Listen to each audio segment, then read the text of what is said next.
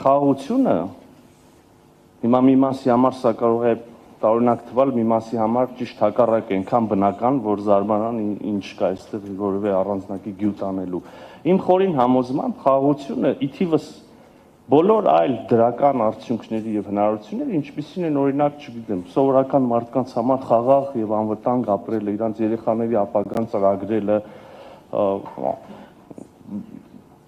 որևէ գործունեությամբ զբաղվելը, ամուսնանալը, հա, եւ անշարժ կամ շարժական գույք ձեռք բերելը, սովորական մարդիկ ինչպես կարող են իրենց կյանքը պլանավորել։ Երկրների համար տնտեսական շահը, որը կարող է բերել փոխկապակցվածությունը։ Հիմա ի թիվս այս բոլոր հնարավոր նշածս կամ չնշած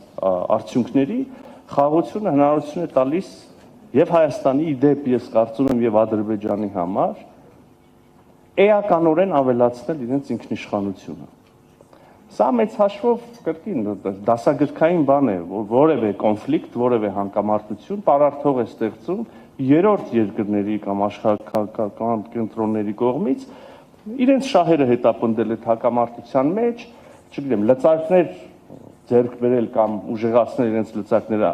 հակամարտության կողմերի վրա եւ այլն եւ այլն։ Հիմա խաղաղությունը ի թիվս մնացած բաների հնարավորություն է տալու եւ Հայաստանին եւ Ադրբեջանին ուժեղացնել, ամրապնդել իրենց ինքնիշխանությունը։